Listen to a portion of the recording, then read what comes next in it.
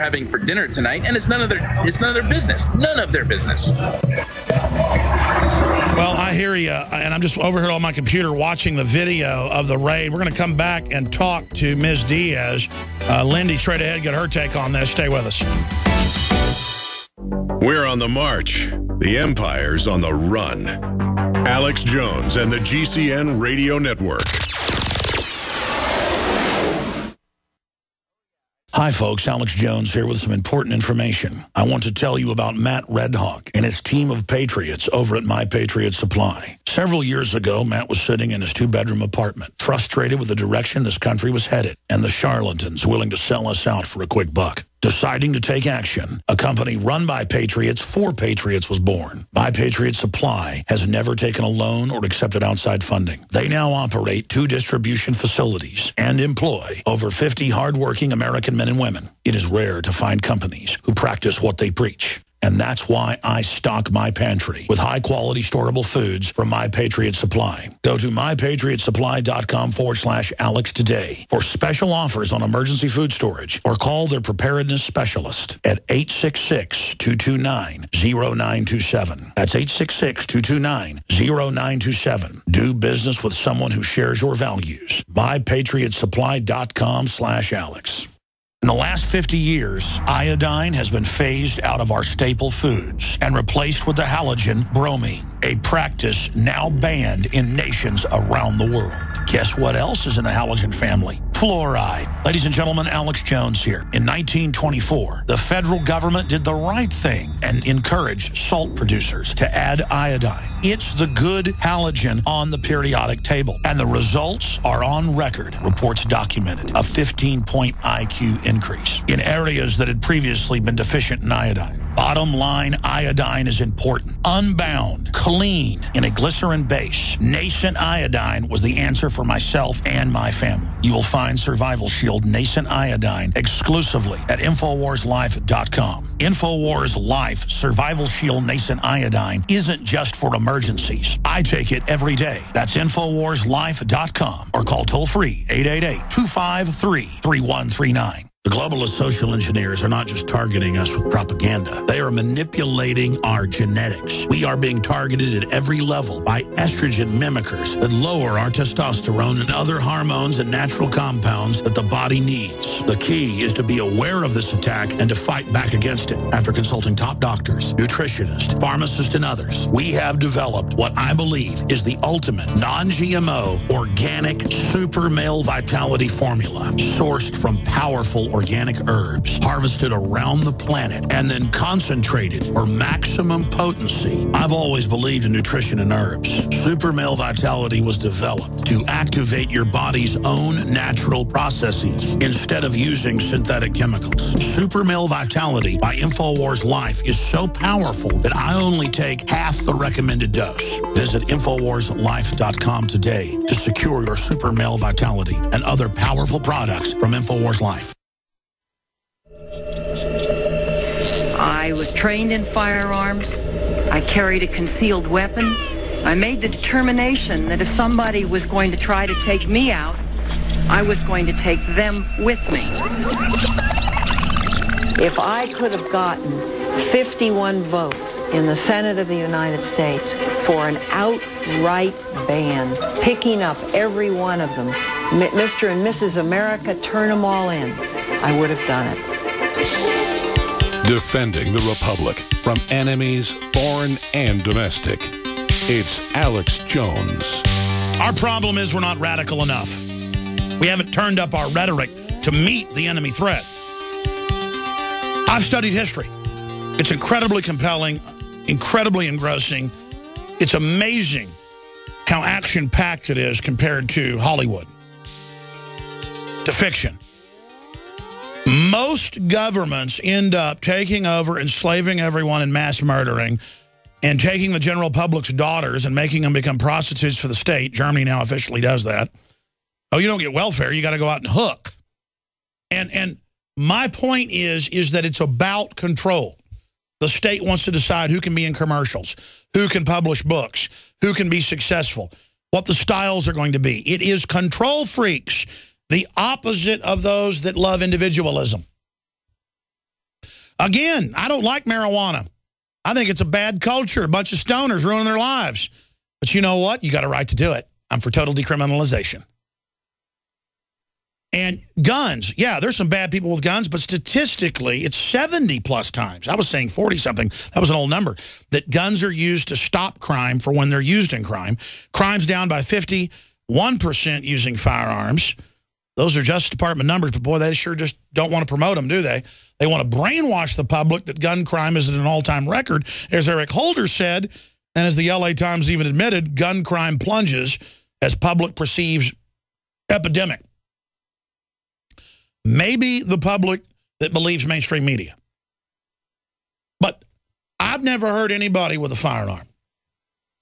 I've never shot anybody with a firearm. And I've grown up since age 4 firing firearms. That's how you start out. You start out sitting in Grandpa's lap with a .410, and you shoot a coffee can to show you how dangerous it is. And then you're told, you don't touch this, it's dangerous. Every household in this country back 60, 70, 80 years ago, even just 20 years ago in many areas, the guns weren't locked up, folks, because people knew you don't touch them. Until the kid's about 3 or 4, maybe you got them in a glass case and lock it. But you don't touch those guns. By the time you're 6 years old, you can shoot dove out of the air, shoot quail in the brush. But my dad was a kid. They were shooting deer by the time they were 6. I didn't shoot a deer till I was 9. Trying to reverse that trend. My son's now alligators, deer, you name it.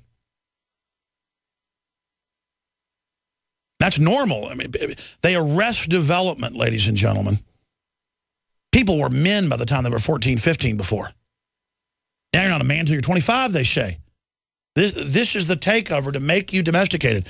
It's the war on men that ties into the war on women that is taking place and going on. Now, I want to give you guys the floor and shut up. CEO Demetrius Karas and Lindy Diaz, his assistant, there at Aries Armor. Describe what you guys sell, what you were doing. Looks like a nice place you had. Describe how long you've been in business, what happened, where this is going. And I'd like to hear from Lindy about what it was like. I saw photos of you guys offering them donuts. I mean, they first come in with their guns up, pointed right at you aggressively in commando outfits.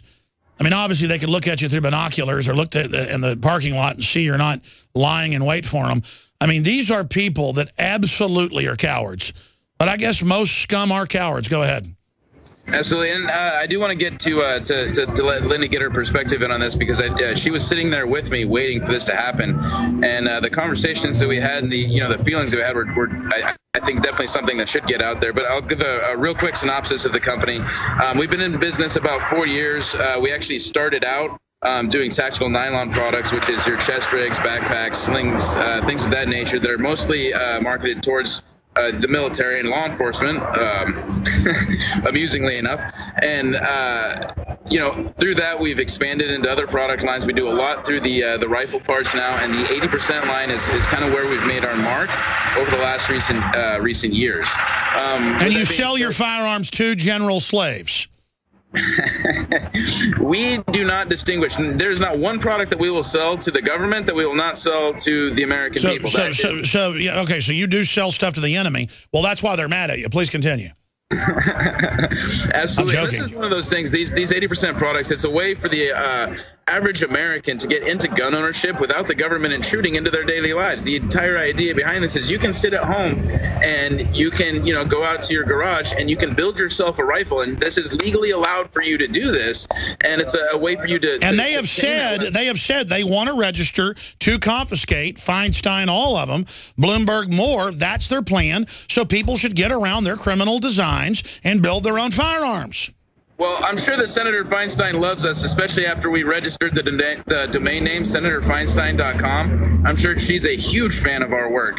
But I would really like to actually get Lindy's take on, what was happening. When we got the notice that the judge had changed the TRO, it was pretty much, yeah, they're probably coming in right now. And so on Friday, we sent all the employees home, and it was just me and Lindy waiting down there for them to come in. And so I think it'd be really nice to hear from her exactly like what that experience. Yeah, tell us what it was like to face the paramilitary forces of the gun confiscation squads.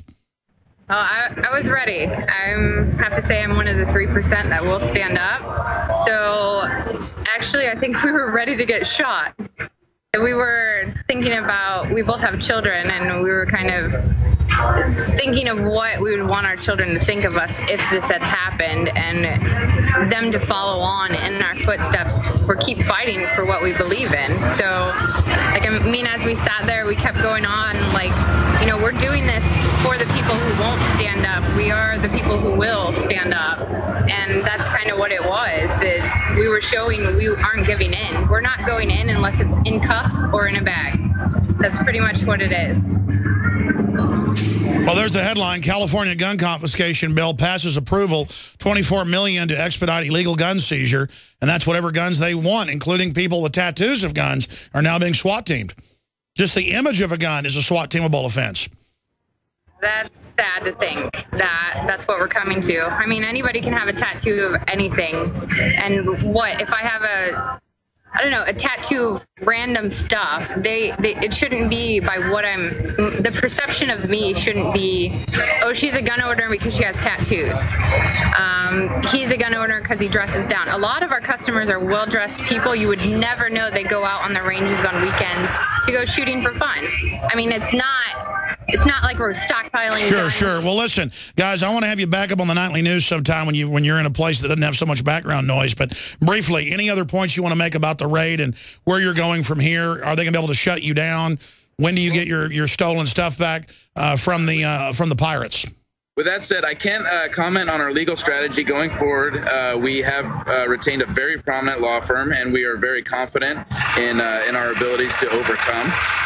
With that being said, the raid that was executed against us was completely, there was no reason for it. I had actually shown ATF agents exactly where the product was that was in question. We had separated it, put it into a separate room. I had a camera pointing towards that room. I offered to give them access to that camera system so that they would be comfortable in knowing that we were not going to divest ourselves of the product. I also switched the locks out on that door. There was only 2 keys in existence, and I offered to hand the ATF agents those 2 keys so that they would be 100% assured that we did want this handled through the courts. And this is just, it's one of those situations where it's them going around the procedure. It's not them going around the procedures. It's them using the procedures and playing the game in order to keep something that is obviously wrong out of the judicial system where it already was. There was no reason for any of this to happen. And for them to say to us that, and one of the agents actually did say this to me, one of the biggest reasons that we got raided across the board on all of our facilities instead of just where the product that they were looking for was, which they knew where it was because of how mouthy we are and how much we're on, we kind of embarrass them. That'll be very useful in court to show that they said it was for your First Amendment. So a major civil rights violation by this anti-American organization that needs to be abolished.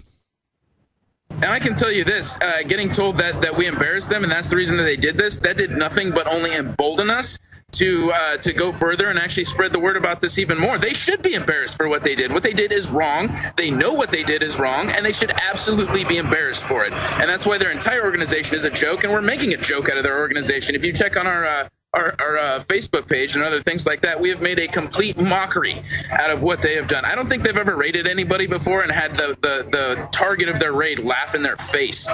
So I think, and that's something that needs to happen. These people need to learn that they're a freaking joke. They are a joke 100%, and that's what they need to be made into. No, that's right. We need to stop being afraid. It's like, you better not talk bad about the corrupt agencies while they'll come get you. Well, I mean, they're criminals. I've got my free speech. They shipped tens of thousands of guns into Mexico. CBS News got the memos to blame the Second Amendment. Well, we knew that was obvious. The Attorney General did the criminal operation. I've got one for you, Alex. So they actually contacted us not too long ago and said that they were upset about the pictures we released from our surveillance system because of the officers' privacy. Well, I'd like to ask them this. You didn't care too much about the privacy of all of our customers, so why should we take those pictures down? Why should we? Plus, you can't even see it's not like we put out their names or their addresses like what you stole from us. No, it's just a picture of them clearly coming through our building wearing a helmet like they're going through Ramadi, treating with women and children inside of the building, treating it like it's a combat zone. You're in the United States.